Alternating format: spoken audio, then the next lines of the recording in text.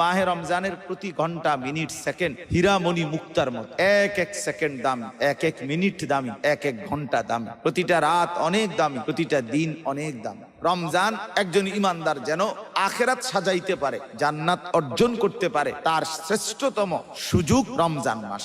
আমাদের প্রিয় নবী সাল্লাল্লাহু আলাইহি ওয়াসাল্লাম বুখারী শরীফের হাদিসের মধ্যে আছে, হযরত আব্দুল্লাহ ইবনে আব্বাস রাদিয়াল্লাহু তাআলা আনহুমা থেকে বর্ণিত, তিনি বলেন রাসূলুল্লাহ সাল্লাল্লাহু আলাইহি ওয়াসাল্লাম রমজান আসলেই যেন ভিন্ন রকম হয়ে যেতেন। কি করতেন? তো তিনি বিশেষ দুইটা কথা বলছেন।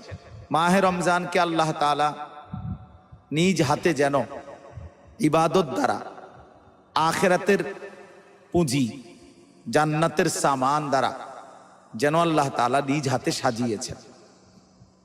ইফতার, সাহরি, রোজা, তারাবি, এতেকাফ, শবে কদর, এইভাবে আল্লাহ তাআলা রমজান মাসকে সাজিয়েছেন।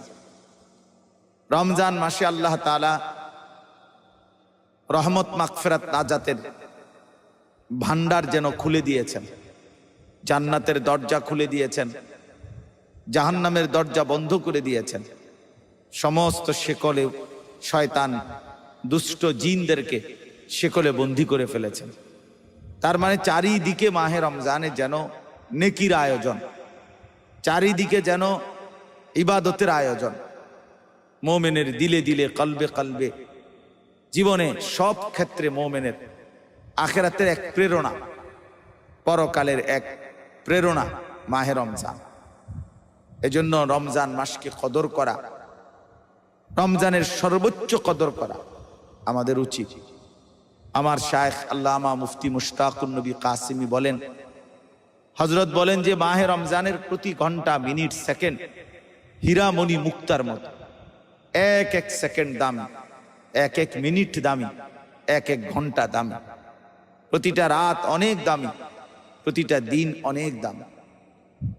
সাহাবায়ে কেরামের জামানা থেকে সর্বযুগের বুজুর্গ, আল্লাহওয়ালা, ইমানওয়ালা, আমলওয়ালারা, আখিরাতের প্রত্যাশী যারা, জান্নাতের আকাঙ্ক্ষা যাদের, তারা মাহে রমজানকে আলাদাভাবে কদর করতেন। মাহে রমজানের ইবাদতের জন্য, মাহে রমজানের বন্দেগীর জন্য খুব মেহনত করতেন। পুরা রমজান জুড়ে কোরআনুল করিমের তিলাওয়াতের যেন জোয়ার বইত।